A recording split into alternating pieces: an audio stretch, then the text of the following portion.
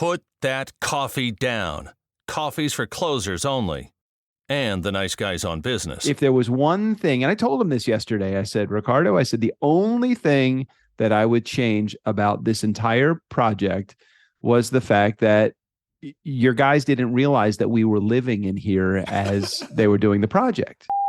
Fuck you. That's my name. You know why, mister? Because you drove a Hyundai to get here tonight. I drove an $80,000 BMW. The nice guys on business. That's my name. Most days, they take their meds. This is not one of those days. Welcome to Fuckery with the Nice Guys. No interviews, no business content. Just your two favorite slack-jawed mouth breathers ranting about whatever. Now, strap yourselves in for Nice Guys Fuckery with the kings of fuckery, Doug Sandler and Strickland Bonner. And having trouble, you're playing with it on the app and having trouble between the monitor mix and like me and you volume-wise? Well, I guess when it's you, I can just tell you, hold on a second, I got to adjust my volume. Oh, right. But when you got an interview, it's a whole different thing. Yeah, I get you. That makes sense. I had a great interview today. You had a bunch of interviews. I was looking at the calendar, man. You're like catching up and busy, right? Well, I looked at the schedule for Nice Guys, and I saw that we skipped 2 weeks, not intentionally. We had nothing. I didn't know that. Yeah. Is there an alert that can go out? I can set that up for you if you like. No, I don't want it. It's just not important enough. It's, we'll never miss our Friday fuckery because it's you and me, and it's easy. Hey, when are we going to record? But I never have a non-guest call me and say, hey, when are you going to have me on? I know that you say you have a long waiting list. I don't know. Not that long. Yeah. I got a bunch of stuff I want to talk about though. Cool. I love it. I got and their voicemails in there too. See, I just came from another meeting, which is why I was like 3-4 minutes late, and I haven't even checked it. But hey, I'm a pro. I can load them up. Why don't you tell me what the topics are? As soon as I say welcome back, welcome back. My name is Strickland Bonner. On the other side of the microphone, Mr. Doug Sandler. So perfect timing. As you were texting me, as you were chiming in, my contractor was texting me. Look, we have the carrot that's out there. The carrot is the final installment that we're going to be paying. The carrot and the stick. That final installment, that would be the final carrot would be big ass check. Yes. This would be the balance, whatever it is that we owe him. I don't know what it is, but I know what I owe him from like what the original charge amount was, but he's also had to buy things. Like he had to buy the exhaust fan. He had to buy this. There is I think we talked about this on an episode. It seems like years ago. It seems like 100 years ago. But we had this cable that we had to buy, this electrical line that runs between the steam generator, which seems to be the biggest snafu in this whole thing is the generator. And it's only because I had to upgrade my electrical panel. I had to buy a generator. Yeah. I had to buy the special line, and I had to buy the conduit that carries the line. The panel itself cost me an extra $3,000 that we weren't expecting. The generator, and that included some labor, right? Like the electrician to come in or something? Yeah. Okay, that wasn't the physical part. I'm like, that's an expensive fucking panel. No, that makes sense. No, for him to install a 125 amp panel from the 100 amp that we had, it cost me $3,000. But it cost me more I have to pay my contractor extra because they had to break the old panel out and they had to put the new panel in, which created a construction issue that had to be done. And then they had to send their guy out a couple more times because the inspector has to come before they put the stucco back on the wall, after they put the stucco back on the wall, after you fuck for the first time. I don't know, what the fuck is going on in here? Right, exactly. Anyway, all of the things. So there was some extra materials that have to be paid for. So this final installment will be the last installment for him, which I think is not a lot of money. It's only a couple $1,000s in the grand scheme of things. It's a huge amount of money, but it's a small pittance compared to how much the whole project was, and all of those line item things. Mm-hmm. Now, I want to give him some line item things back, like Doug cleaning up his own backyard from the debris that was left in the backyard. I also want to give him Doug's broken wheelbarrow that was caused as a result of them having to mix concrete in Doug's wheelbarrow. I don't know why they used mine, but they did. Doug's missing shovel. Doug's missing tape measure. Doug's missing screwdriver set. Doug's missing, it's like, I know you have tools. I saw them all on my deck, but why did you have to take mine when you left the house? Yeah, it's kind of weird. Anyhow, they did a great job. Believe me, I'm not complaining. It's just like, when you go do a job as a band leader and you go into the job and you load in and everything's great, and then you leave all of your band meals, plates, and all of the stuff from Rhode Island Novelty that you opened up the glow sticks and all of that stuff. And you leave that, won't somebody potentially complain that you left all that shit behind? 100%. I always had a rule with the band. What? I always had a rule with the band. It was like campfire rule. Leave it better than you found it. Yeah, back in, back out. Right, exactly. Except like bags. If the stage was a mess when I left, I'm like, no, fuck that, because I'm going to get blamed for that shit. Right. And you have to treat the loading dock people nicely, and you have to treat the wait staff nicely, and you have to, it's not just about the relationship that you have with the client. It's about the relationship we have with all of the people that are there. And I felt like if there was one thing, and I told him this yesterday, I said, Ricardo, the only thing that I would change about this entire project was the fact that your guys didn't realize that we were living in here as they were doing the project. Yeah. I said the yard was I cleaned the yard. I didn't ask them to clean it. I just cleaned it because it wasn't clean. I could have said, your guys need to clean the yard, but it's like, fuck it, because I'm going to clean it the way that I want it cleaned. And so all of those things, those little things, they kind of live that little, little bee in your bonnet at the end of it. I'm like, oh man. All right. So he's got all these line item things I got to pay for. I don't know. I could be getting a $5,000 bill for all of this shit. So you did give him the list of like, hey, look, this is what I would like you to consider adjustments for. I'm not going to give you specific dollar amounts, but. Oh no, I'm not going to ask him for it. Oh, you just don't know what the bill's going to be. Okay.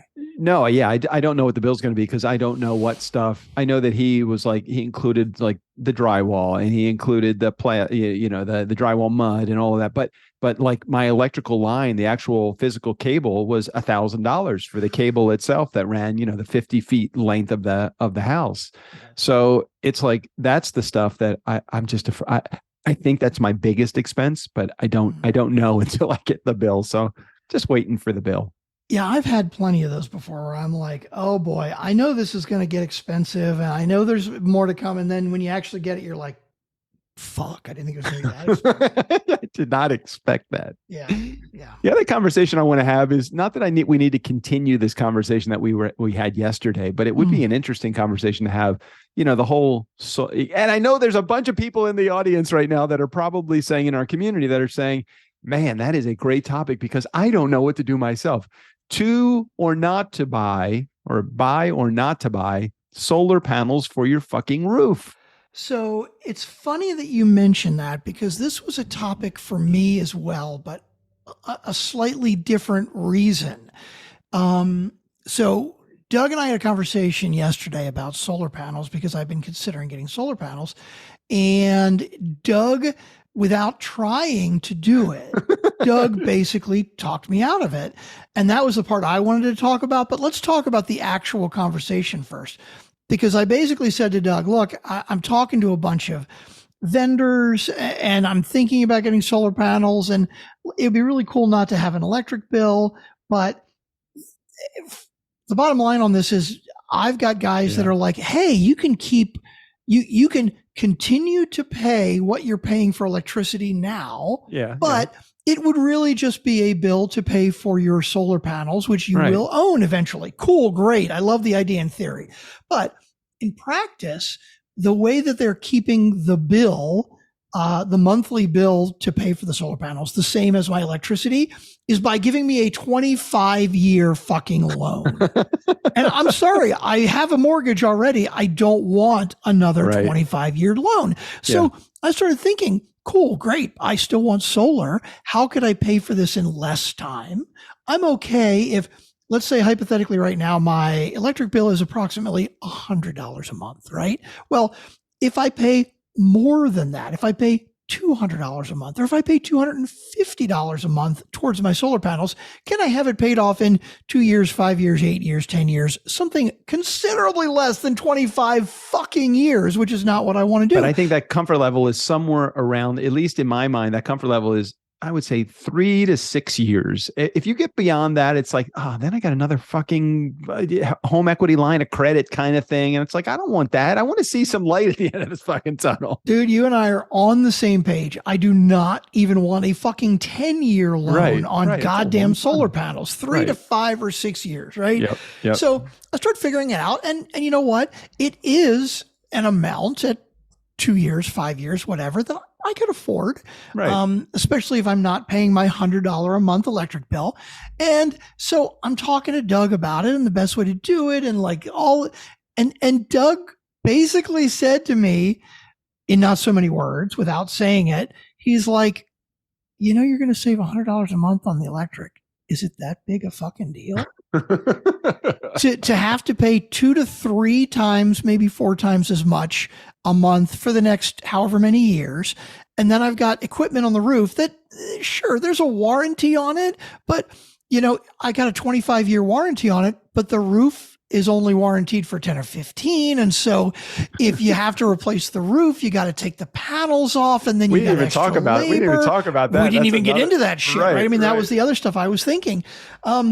And then I'm reading reviews of these companies, and even the companies that get good reviews, a number of them are like, I've had my panels for 2 years, but then they broke down and they won't get back in touch with me.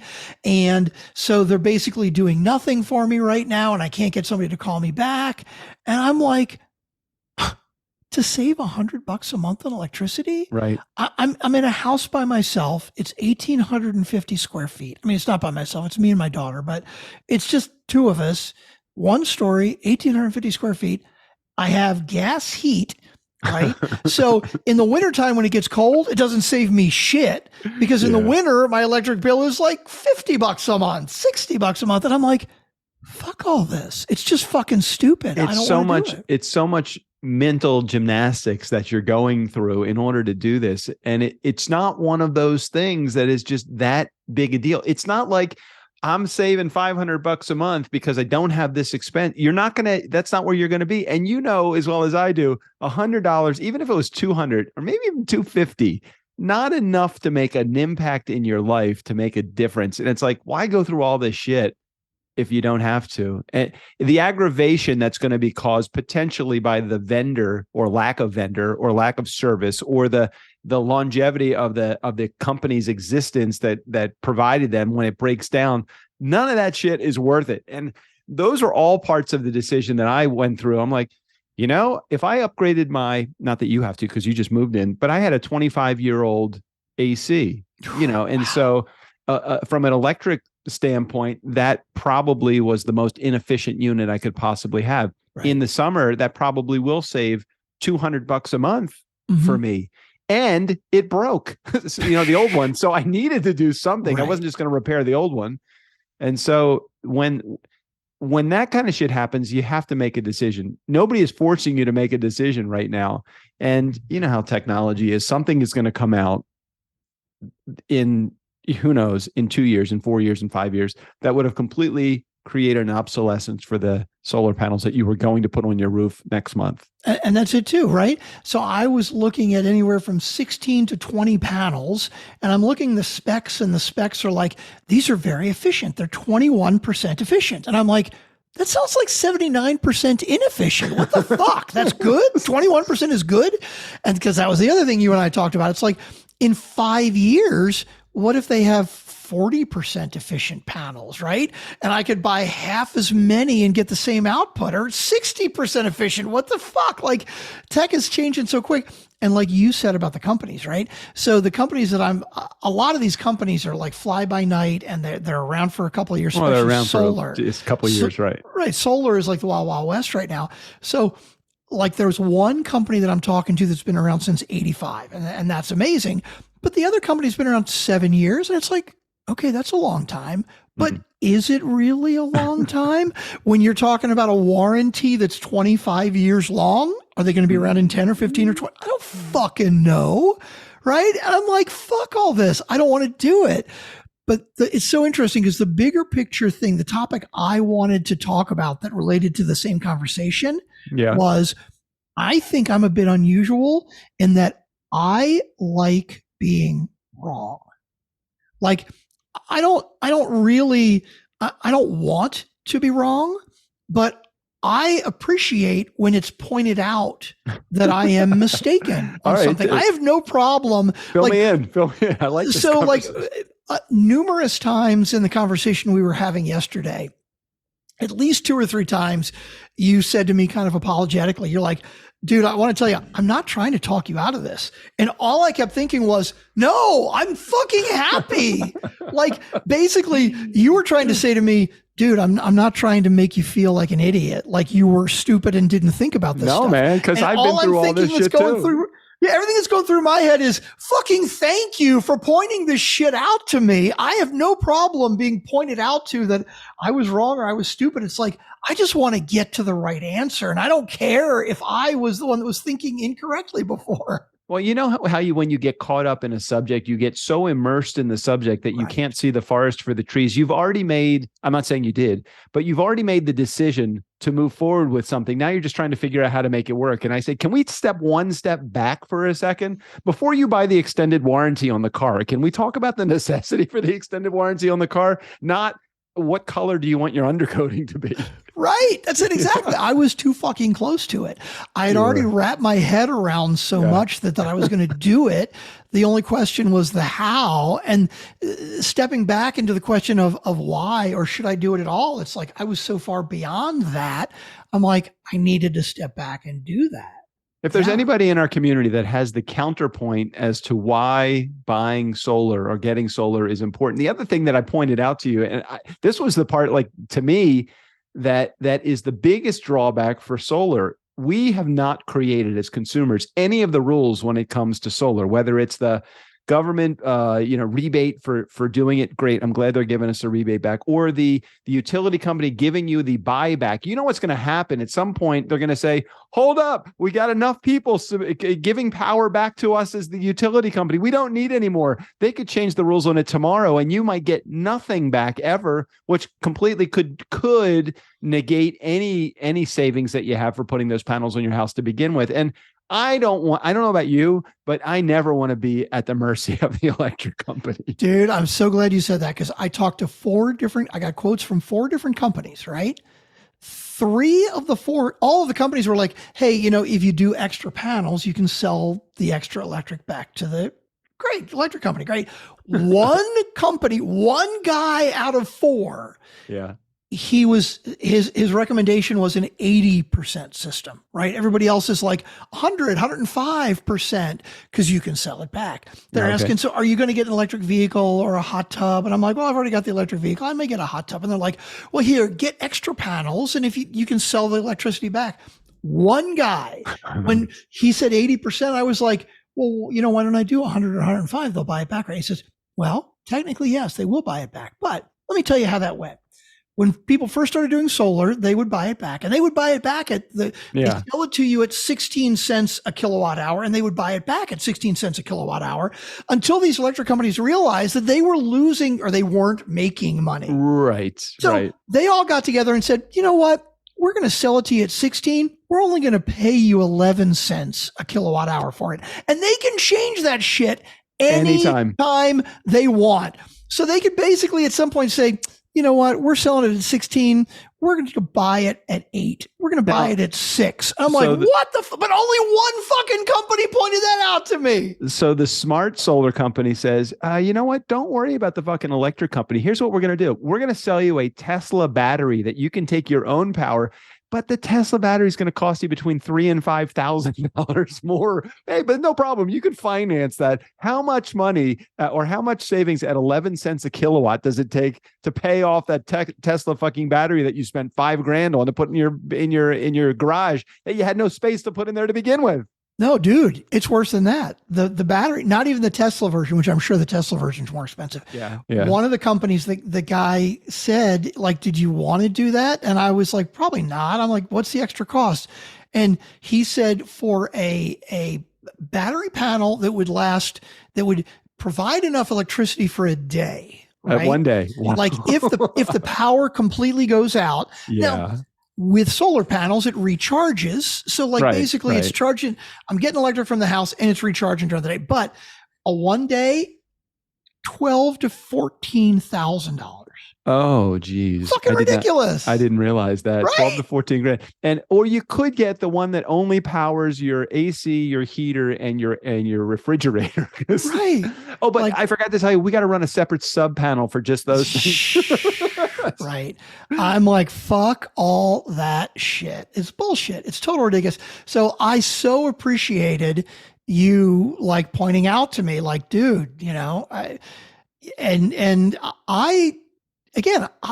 don't enjoy being wrong. I don't like feeling stupid, but I do like it when somebody points out to me, hey, you know what? You hadn't really looked at it from this perspective. You just had, right. It was the perspective, but it's the same thing. If I ever call you and ask, hey, can you, I used to talk to Robert about this all the time, and it would be, could you be my friend for a second, or could you be my consultant, or could you be my partner? Those were the three conversations that we would have.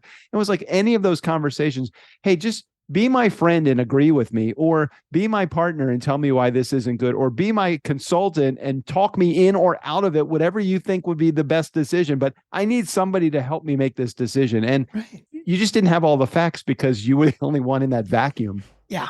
Yep. I love it.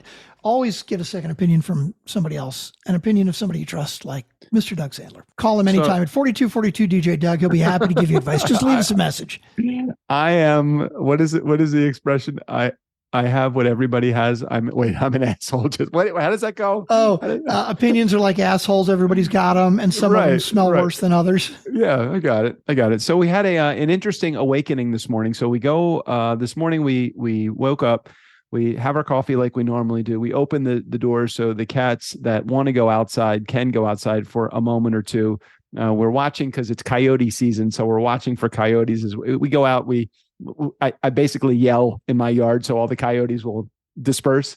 But this morning, what happens if you see one that's got a crate and it says Acme on the side, just fucking run the other way. Yeah, because he's probably got dynamite or an anvil or something. A rocket. I told you JJ bought a BB gun, didn't I? I tell you that? No. Oh yeah, you did tell me that. Yeah. A Glock style. Looks like a Glock. Doesn't even have the little thing that makes it look like an air gun. It literally looks like a legit Glock. Well, it's got a little red on the barrel. No barrel. I could get that for you and show you. It looks just like a Glock. I don't know how they've sold this gun.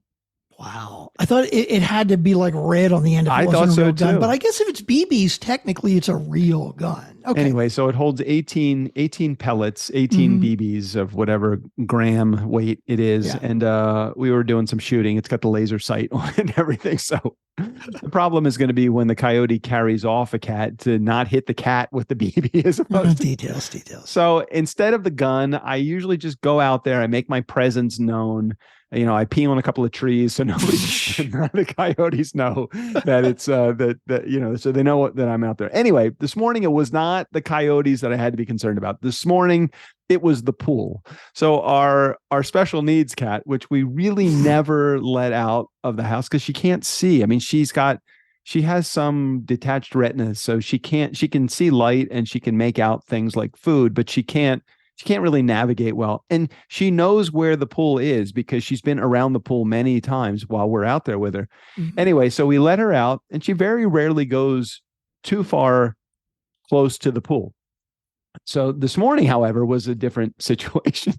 So normally if she does get near the pool, she tries to find where the hot tub is because the hot tub has a small wall that kind of makes the hot tub part of the pool. And she'll walk on that because she likes to drink the water out of the pool. Again, no big deal if we're out there. However, if we're not out there and something maybe startles her, she'll just bolt. And this morning she must have bolted right into the pool. Neither JJ or myself were immediately out there. All I heard, I was in my office and walking back, and I knew that she was out there. So I kind of had this idea that she was out there, but she wasn't near the pool when I left. Anyway, I hear she's in the pool. That's all I hear. That's all I hear. Now, it's in the morning times in February in Ojai. It probably is in the low 40s, maybe mid 40s. So it's pretty chilly. And nighttime, it can get frost, but it hangs around the high 30s at the coldest. And last night was probably one of the colder nights. There was frost on the ground when we let the cats out. So all I heard was, she's in the pool. She's in the pool. And I start running towards the pool, but JJ was about 10 feet in front of me. And the cat made it back to the wall at the hot tub and then completely was disoriented and just jumped over the wall into the pool. Okay. So JJ, with all of her pajamas, her jacket, and everything else on, she jumps into the pool. Damn. I know. I couldn't believe it. And I'm out there. I made it out there about 10 feet behind her. And the cat was coming towards the wall. And I'm waiting for the cat to come like a little closer. Her head was above water, so she wasn't going down or anything. But JJ felt the need to jump into the pool. And all I kept thinking was, when she did that, this got to be fucking freezing. Fucking cold. Yeah. The cat can kind of handle the cold because the cat right now is in panic mode, but JJ she was in more panic mode. That was horrible. That was a bad experience this morning. Yeah, but how great would that be if you could come out of that and have your steam shower thinger? That would be great. But if it was ready, which it's not quite yet. So well, okay, so I've taken the $60,000 improvement and added a $35 shower curtain, shower rods, and the little loop things that hold the $4 shower curtain on. Nice. And I have enjoyed a couple of nice warm showers. Now, because they haven't come back to paint the electrical panel, I can't have the line hooked up for the steam generators. So I don't have that yet. But you're 100% right. How great in 60 seconds to hit that button to be able to step into a nice 120-degree steam. Just go ahead and just leisurely take your clothes off. It's fine. Everybody breathe. That'd be nice. That would be nice. Everybody fucking breathe. Let's see, for 60 grand, I'm trying to think, because there are like suites in Vegas that I've stayed in before where they have like that kind of steam showery kind of thing. Thinking, how many nights can I stay in those suites for $60,000? Yeah. Anyway. Yeah, but your suites don't have your pillow. I have my pillow here. Good point. Hey, the other topic I wanted to do you have anything to add to that, or can I move on? I think we can move on. Yeah. What would constitute in your house when you were a full family living in the house together, or maybe it was just you and were you and Kim ever empty nesters? Was it just ever the two of you? No. Okay. Well, it might be a tough question to answer, but you might be able to answer this with the kids in the house. What would constitute no food in the house? Was there ever for me personally? Yeah, you can say that. You can say, hey, look, you open up the refrigerator and you're like, fuck, there's no food in the house. And how empty, or what would be the filled status of your refrigerator for you to say there's no food in our house? Dude, it would be like, I've never, like, since I've been like me and just my daughter, been in a place where I felt even close to no food in the house. Because like, if my fridge is empty, I'm going to look in the pantry. It's going to be like, oh, mac and cheese. Yeah, I'm good. Or like, oh, there's Spanish rice. Yeah, I'll just fucking make some. Oh, there's a can of black beans. Just fucking heat it up. Whatever. Like, there's no such thing as fucking no food in the house. All right. If you took a snapshot, not a physical snapshot, but a mental snapshot of your refrigerator, freezer, and any other pantry status that you have, and you did not all Trader Joe's, all supermarkets, everything shut down because tomorrow the apocalypse happens, and you have to live just from your house. How many days, weeks, months, years could you live just with what you have in your house? Ooh, that's a good question. I could probably maybe make it a month. I don't have a lot of food, but I could stretch it out. I could make it a month, maybe. And is that a month with just you or the two of you? You and your daughter? Just me. Just you. Yeah. I think I could safely live I was just doing a little analysis because I went to the pantry because we haven't been food shopping in a week or so. And I went to the pantry and I'm like, man, we have no food in the house. And then I just caught myself in that we have no food in the house, like inventory. I'm thinking, I'll have some crackers and peanut butter. That'll be fine. That'll hold me over till dinner, and that'll be great. And then I actually took a second look. I'm just going to go around and look at the freezer that I have and the refrigerator that I have, the pantry that we have, the refrigerator in the garage, the freezer in the garage, and then the chest freezer that we have in the garage because of the carryover, the spillover.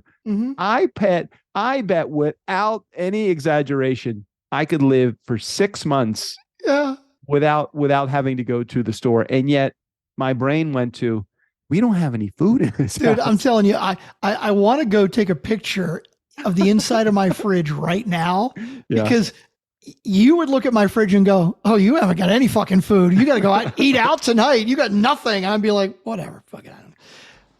I actually made my pulled chicken, my slow cooked pulled chicken today, but I put in potatoes and carrots. It's pretty good.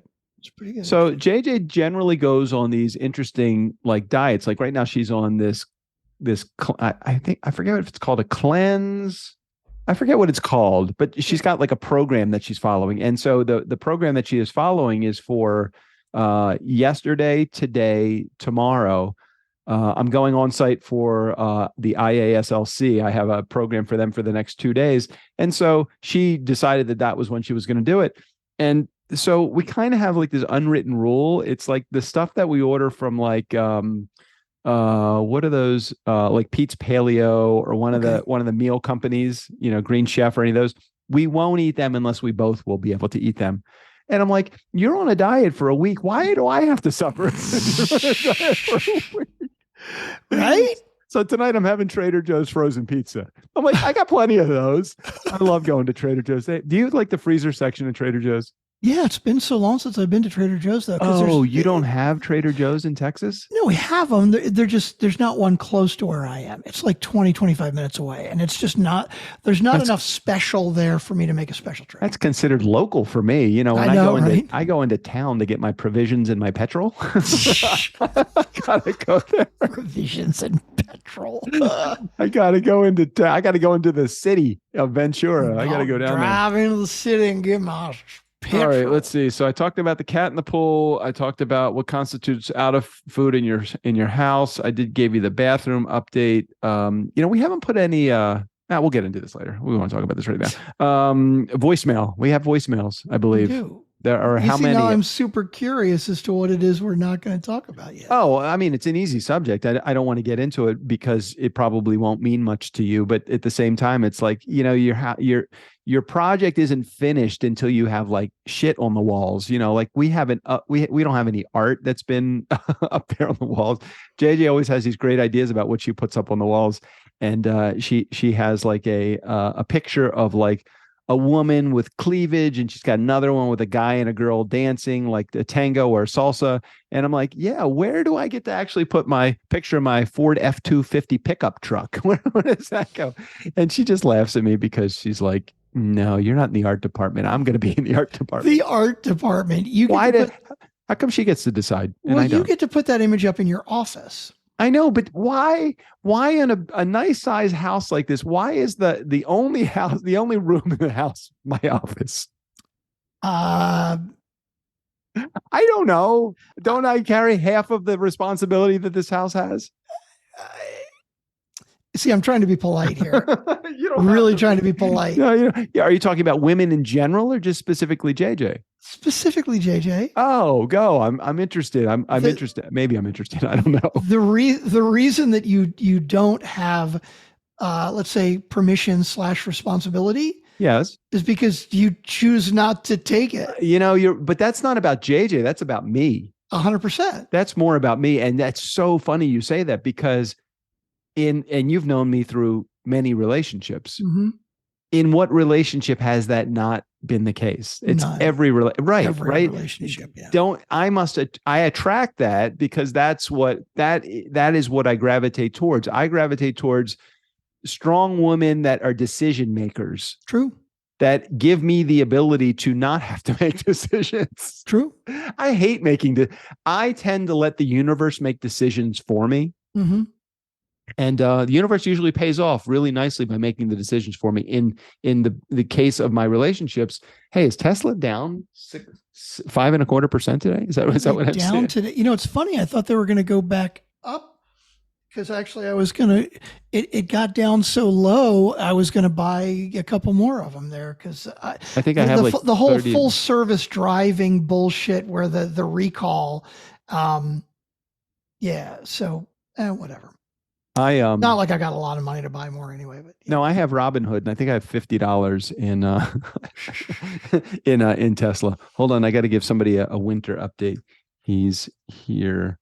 All is good. We are both in meetings. Okay. Tesla stock is so fucking up and it's like a roller coaster. I mean, it's just so ridiculous. So wow, check that out. That is so. What's the high point? What was it at its high? Oh my God, it was at wait a minute, 407, but that was after splitting and splitting, and then it went down to like it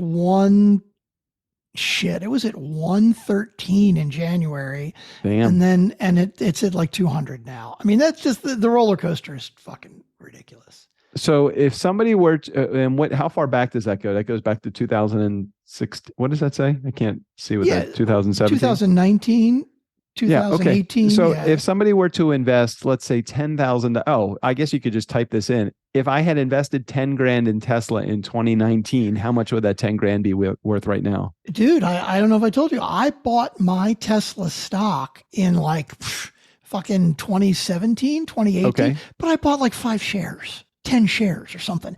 And it was literally $30 a share. Now, you're looking at it at 197 right now, right? It's split 5 times.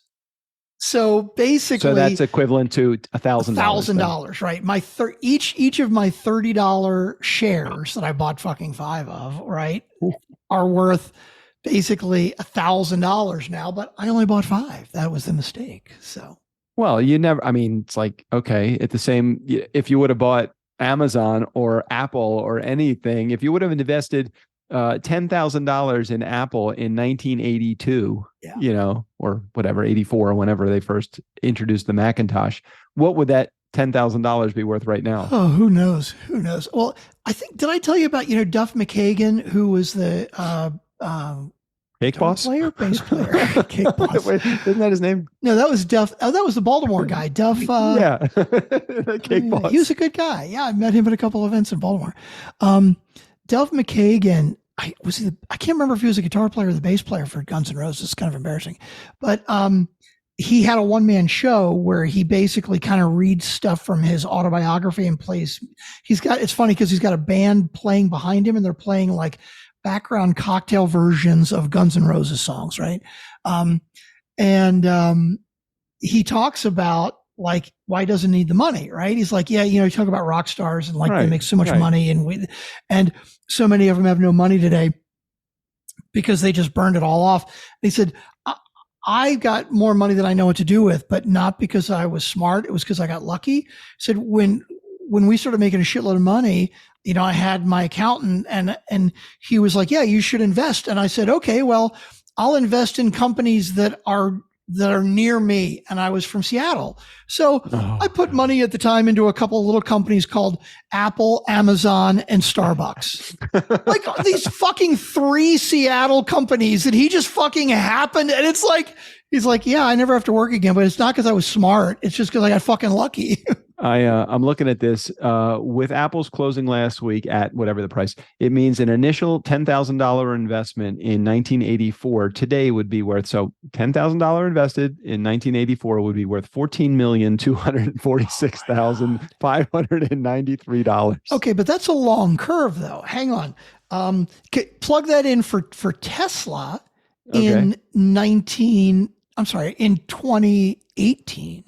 Okay. Which would be like 5 years ago, right? Apple. Okay. I mean, you're looking at fucking 40 years of Apple, right? I'm curious if you had 10 grand, if I'd put 10 grand into Tesla. All right. 10,000 would be worth 10 years ago. They give you a 10-year run. Is that okay? Is 10-year okay? Fine. Okay. 10 years. Because Tesla was pretty flat for a lot of years up until 2019 or 2020. $10,000 invested would be worth, where the hell did it go? I just saw it. Hold on a second. Well, you said Apple was here. If you invested $10,000 with founder Elon Musk 10 years ago, your stake would be worth $2.1 million right now. Yeah, so it's not 14 million, but still, in 10 years, $10,000 worth 2. That'd be fucking great. Okay, so I've been saving money since 1982. Mm-hmm.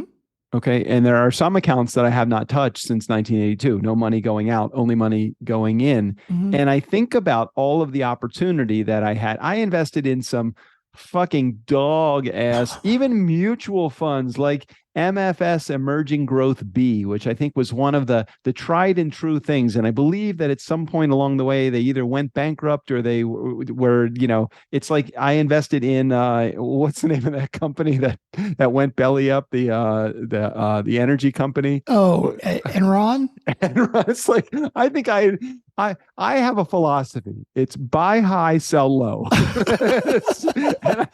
I seem your Sirius XM stock. I see. Oh my God. Oh God. That's like another fucking story. $10,000 invested. I mean, I'm still struggling to get the $3,000 now, and I still am not selling it. I don't know why I'm fucking holding it. Well, it's so funny. The only stocks that I ever bought, right? Like I've got investments, but it's all like, you're right, mutual, whatever bullshit funds, like whatever the accounting people recommend for my retirement, right? Right. The two, like I said, I want to buy these stocks, Tesla and Google, and that's it. And I don't remember what I initially invested, $500 or $1,000 or something. And, they're worth like 50 or 60 grand or more now. So I'm not complaining. I just wish I'd had more to invest. We don't, it's like, God, Amazon, Tesla, Microsoft, Starbucks, even a solid company like Disney, it's like, why didn't we? Why didn't we? So that's why I started a year ago, Robinhood, I'm buying fractional shares of companies, not because I want to become wealthy as a result of it. I don't want to miss out on an opportunity. Do I want to be in the crypto market? No. But could it hurt to have $200 in crypto? Well, look, if I invested $200 in Apple stock okay, let's look at that. If I invested $200 in Apple stock, invested in 1984. How much would $200 be? Okay. If I invested $1,000, so I'm just going to I'll divide this by 5. Okay. $200 would be worth $500,000 now. 500 grand. So I'm not going to miss out because Bitcoin or Dogecoin or any of those fucking crypto things. Yeah. Am I taking a gamble? I'm happy to take a gamble with $200. Would I take a gamble and put 100 grand into it? Fuck no. But who knows? All right. We ready for voicemails? Yeah. We got a bunch of them. I think you got a Jared in there and you got an Emily in there. And I believe that might be the mix of it. I believe. Okay. That's fine. How many we have? 4. Oh shit. Okay. I'll shut up now. Go. One's really short though. Okay. Are you hearing that? Voicemail from Jared. I said voicemail from Jared. Voicemail from Jared.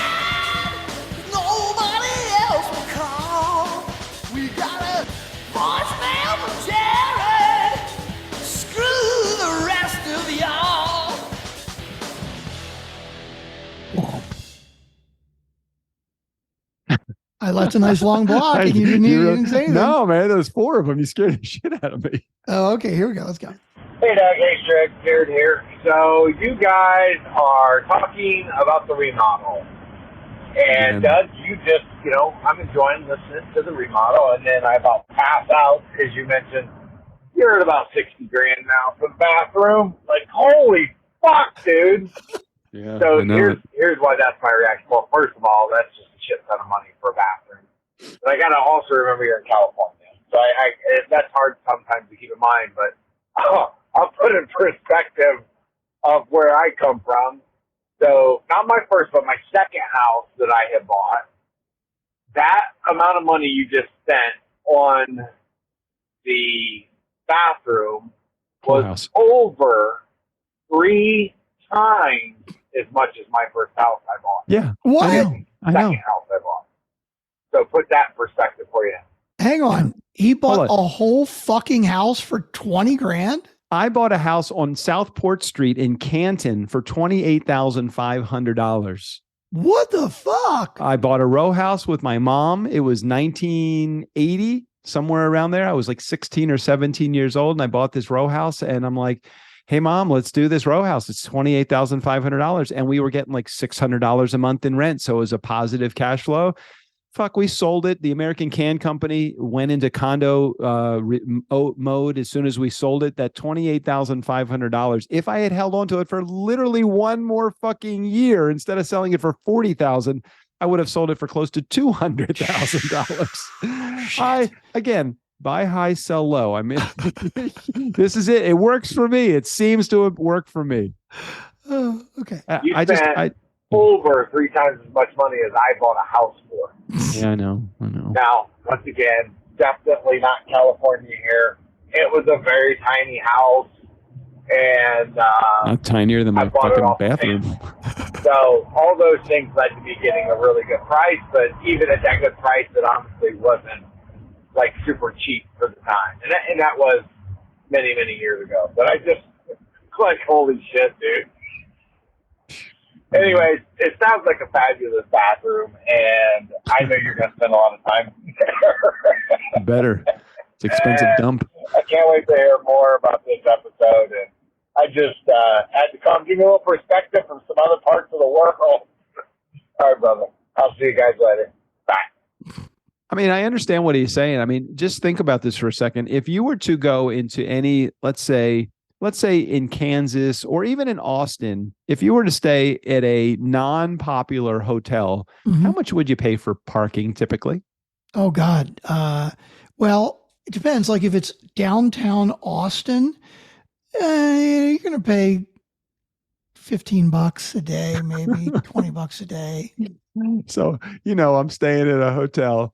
I'm not paying for it because I would never fucking pay for it. I know. I don't understand. I kind of laugh like at the resort fees, the $30 resort fees per person per room or something like that. Oh, yeah, yeah. To park a car at the hotel is $50 a day to fucking park the car. I could stay at I remember when I would do my camp gigs, the hotel was $30 a day for the hotel, and the parking was free, and it included breakfast.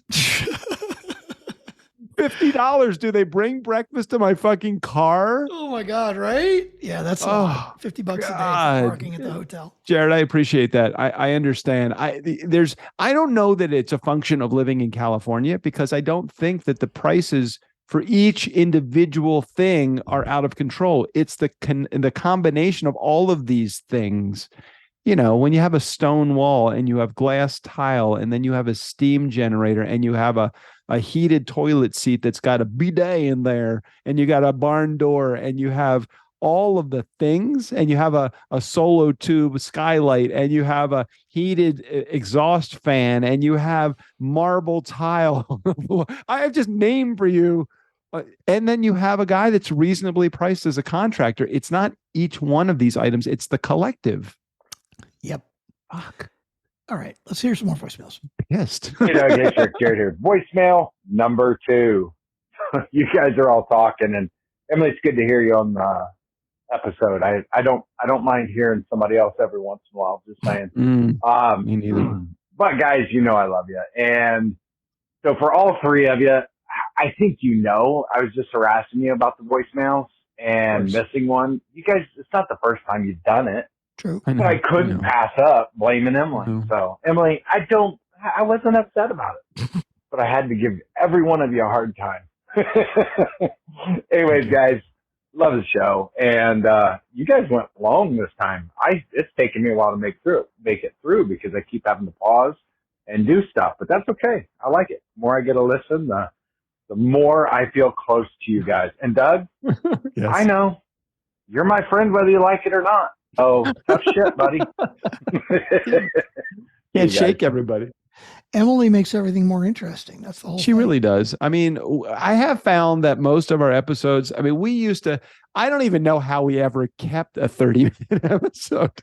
I know. How is that even possible? We cannot talk for only 30 minutes anymore. I know, right? Yeah, I mean, we're almost an hour in right now, and we're still got 2 voicemails to go. I have a lot of momentum behind me, so right now I'm going. All right, go ahead. Voicemail number 3. Hi guys. So first of all, I didn't sit around waiting this time. Oh, this is Emily, by the way. I didn't sit around waiting this time until Tuesday to call. So I haven't had as much time to formulate these thoughts, but I did listen to re-listen to our episode. I mean, when I say re-listen, I was in the conversation. So I listened for the first time, but technically I re-listened to the conversation on Friday. And I really hope that, the fact of this voicemail coming in doesn't make it so that you skip poor Jared's again, because that, re-listening it to that the second time, I could tell he was very impacted by that, and it was not okay. So I've often heard, I'm friends with a lot of podcasters, and I always hear people tell me that they never re-listen to their episodes. Never. I think I'm a weirdo in that I do listen to not just my own episodes, but the podcast I'm on. And I just like to, I don't know what I'm striving for. I think I like to learn from my mistakes and be like, oh, that's what I shouldn't say. And I'm also like fact checking myself after the interview or chat or whatever. Speaking of fact checking, my husband wanted to point out that I do often put the toilet paper roll on incorrectly. However, he pointed it out to me the other day, but didn't actually fix the toilet paper. I told him, I said, sometimes I do put it on wrong and, when I'm in a rush and nobody else has put the toilet paper roll on, so I take care of it. So it wasn't upside down, I will admit, or backwards, whatever you want to call it. But he didn't fix it. I fixed it. So I found that interesting. And then lastly, we had talked about that daily episode with Bing and the Chat GPT and all that stuff. And not only did I listen to that one, which I found very, very fascinating, I then listened to the next one, which was when the Bing AI, became like almost human and was like exposing its like shadow self and like confessing its love for the person using it. So that was also really fascinating.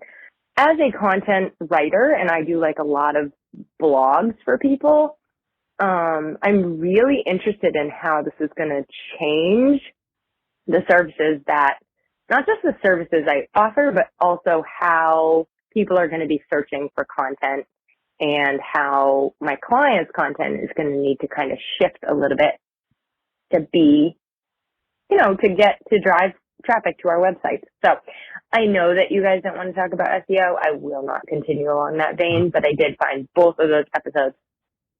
Oh, I think she must have gotten cut off. This is probably the second half of this. Because it's very short. Here we go. Okay.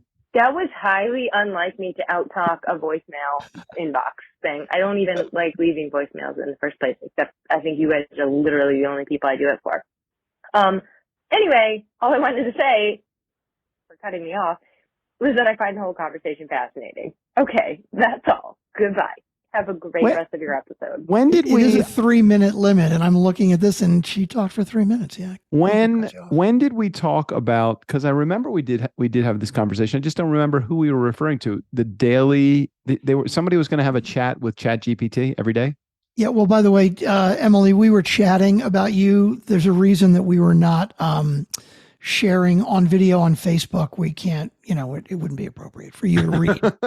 Doug and I were chatting back Emily, and we forth love about you. you, We love about while you were talking. We want you to come back anytime that you want to. We really do. I think you add a dimension, a level of, let's just call it tension on the show. It's good. I think that she doesn't monopolize. She is absolutely a catalyst for the fun. I totally agree. Fun and fuckery. And she was talking about the episodes of the Daily. There were 2 episodes 3 days apart of the Daily where they talked about ChatGPT being built into Bing in preview. And the first episode, I actually listened to these the other day. Nice. Emily was being polite because the second episode that he recorded, where she was being polite, was she was saying that it was sort of showing its shadow self. It was fucked up. Oh yeah, that was fucked up. That was fucked up. You should totally go back and listen to that episode. That was the specials. Now they usually do on Sundays. They usually do the Sunday read for the Daily. But on this past Sunday, they did a special episode of Hard Fork, which is the new the tech podcast. Tech podcast. And they do spend an inordinate amount of time speaking about Chat GPT. And it's a cool thing, but okay, let's get off of Bing. Let's get off of Chat GPT. I'm telling you, if they stay on that subject too long, people are going to dump them. They're not going to listen to the show. And I was thinking as I was listening to that episode, how much more popular any show would be if they were given the opportunity to be aired by, hey, sitting in for the Daily today will be Doug and Strick from The Nice Guys. I mean, how many more listeners do you think we would pick up if we actually did shit like that? That would be amazing. We would pick up a lot. And by the way, Emily, listening back to your own episodes, after you get 800-900 in, you get fucking tired of it and you don't do it anymore. But yeah. I agree with you. I have not listened to an episode. I've listened to the intros. I like to listen to Steve O'Brien. O'Brien. And I did listen to a portion of the playback when Emily first did her first episode with us, but I did not listen to this most recent one because you're in the moment and you're listening and you're playing at the same time. But I cannot tell you with maybe 1 or 2 exceptions that I've listened to our show in the last probably 3 or 4 years. The last episode I listened to was the one you recorded by yourself. Just because I wanted to hear what was going on and what you had to say. That was the TurnKey episode too. That wasn't even right. I didn't even go back and listen to the solo episode that I did by myself. I'm like, that'd be too fucking. Oh, that's right. That would probably be the last episode that I. That's right. You did. That's the last episode I listened to.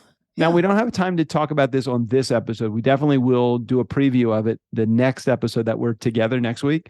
But I am going to Italy. And I saw that. And like, you're going in like a week and a half. Like, you haven't even said a damn word about it. And you're like, oh, yeah, by the way, I'm going to be out of the country for like fucking 10 days. You want to know how much planning I have gotten involved in? About the same amount of planning that went into our master bathroom. So it's interesting. And is it going to cost about the same too? Oh, fuck. I hope not. God, that would be horrible.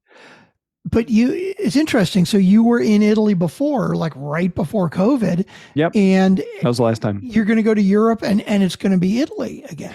Yeah. Well, there's different parts of Italy. JJ really wants to go. This is her birthday trip. She likes to go away for her birthday. And so she has kind of set the rule that she's going to go away for her birthday. Of course, she invites me if I choose to go. And it sounded like an exciting trip to go. And I probably, if given, when okay, you have to think back to the relationships that you've had, because this is going to be a tough one to make a call for, not just you, but for anybody that's listening to this episode. Okay. Think about when it comes time to make a decision in your relationship.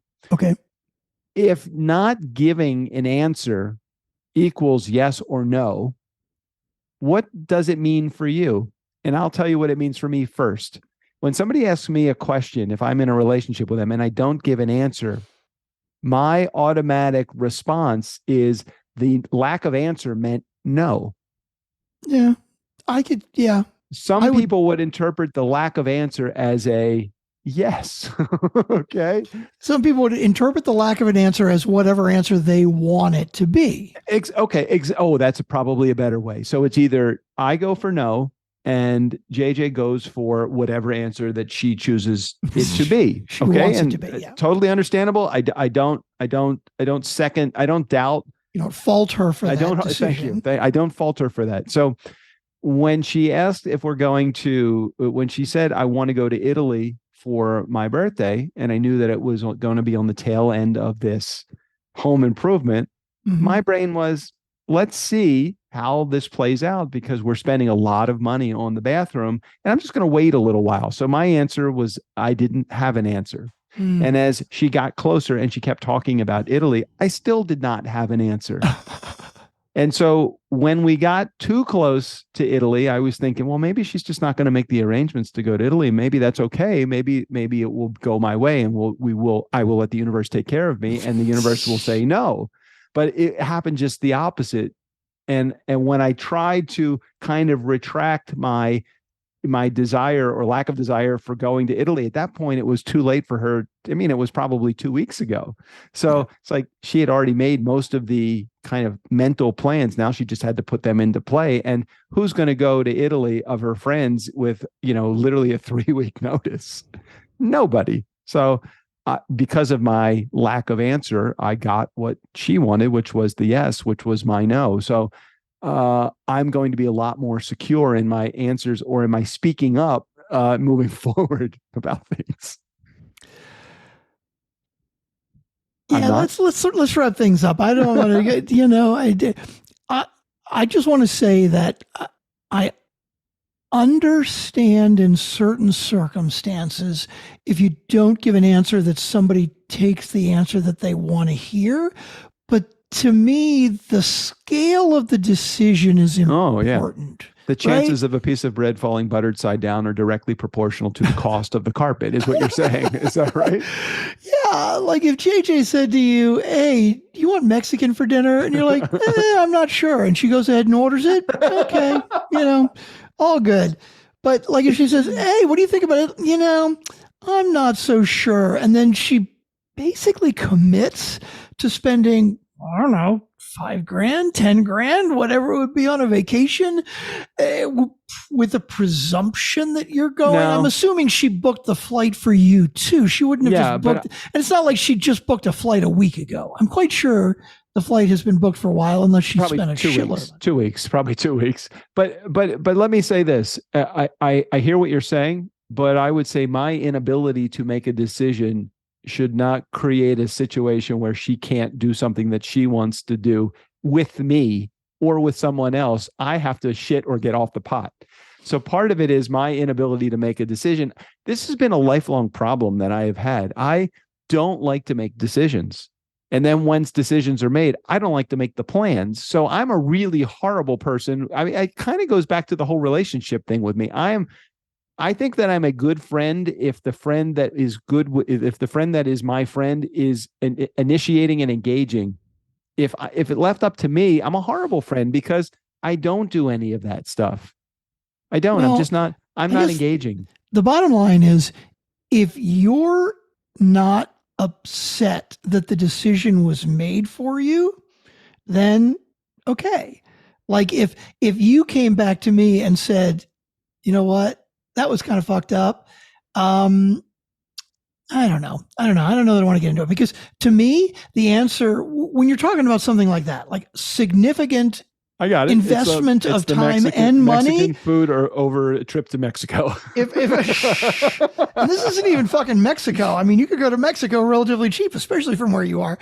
But I don't know, with a decision like that, if it was me, if I was JJ, at the point where I'm getting ready to make plans, I would say, Doug, I know you keep avoiding this decision. I need a yes or a no, because I'm going to book flights. And if you don't want to decide, I'm going to book a flight for you. I would at the very least say that. Yeah. But again, I will put this closer to on me for not speaking up, because it's generally my MO. That is really where I'm coming from. I hear you. I could get mad and say, well, you made the plans and I didn't want to do it. I never bought into this decision to begin with. But that's not on her. That's on me. Yes, it's on her to, would it have made sense if she would have said exactly what you just said, which totally would have been oh God, I guess I got to shit or get off the pot. And I'm going to have to face the consequences of the no, if no is really my answer. Or if no is not my answer, if it really is a yes, I just want to pull her through this scenario so that she can see that I'm irritated and don't want to make this decision. Then that's the other thing. But I just have to face the consequences either way. I just have a tough time with it has not been, it has always been this way for me. And I've got to get myself out of it. And I said to her, I said, I'm going to do a better job of making decisions because I think that I'm responsible for not saying I don't want to do this. Okay. So if I take it from that perspective, because the perspective that I was just thinking about was, so she's basically taking advantage of this knowledge of you, that you're not going to make the decision. Taking advantage, it means it's intentional. That's not it. Okay, so then let's take it from a more what the hell's the word? Altruistic perspective. You just said you would like to make this change. This is something that you feel that you don't have to. I mean, you may be like, you know what, fuck it, I'm cool with it. But if you're saying to me, you know what, I would really like to make this change, my suggestion to you to say to JJ would be, JJ, I would like moving forward, I would like to try to change this about myself. I did. I had this conversation. Okay. This is good. I like. And then I would say, I want to ask you a favor. Here's how you can help me with this. Yes. Okay. The way you can help me with this is, if there's something that I have not given you an answer on and you're waiting to make a decision, give me a deadline. Yeah. Make me make a decision. Right. Or at the very least say, hey, Doug, I need a decision by X day. Yep. Or I'm going to make the decision. Here's your deadline. I'm putting the responsibility on you now. Yeah, I had the help me conversation. That was the Italy trip kind of pushed that to me to have that conversation. And I said to her exactly that. I need help with this. Please help me make the decision. Know that I'm going to make a decision. I just need some support so I can get there until I'm at a steady stream of being able to make decisions. I didn't say it exactly like that, but that was the intention. And if it's not clear, I might need to make it more clear with her. And again, none of this is on her. This is totally, I feel like it's on me because of my inability to make a fucking decision. It is, but she's your partner and she can help you with this. And now that she knows that you need help with this, hopefully she can support you in the way that you need to be supported to help. We have run the full gamut of, we talked business advice. We talked personal advice. We talked home improvement. We talked self-help. Finance. So we're all over the place. We are fucking all over the place. This is a full service fucking podcast and still is free. We will be back next. Oh, we're not charging for this? Are we still not charging? Yeah, I don't know why. We're just idiots. God damn it. Okay, well, maybe we'll have some membership. Yeah, we tried that. We tried that and nobody gave a shit. $50 a month. It's not worth it. I'd rather give away the free content. Yeah, I agree. It's not worth the hassle. In the meantime, thanks everybody for being here. Yet another week. Steve O'Brien, go ahead and take us out of here. For the nice guys on business, and in accordance with my court-mandated community service, I'm Steve O'Brien. Only 27 more voiceovers to go, and then maybe they'll let me leave the state. And take this ankle bracelet off.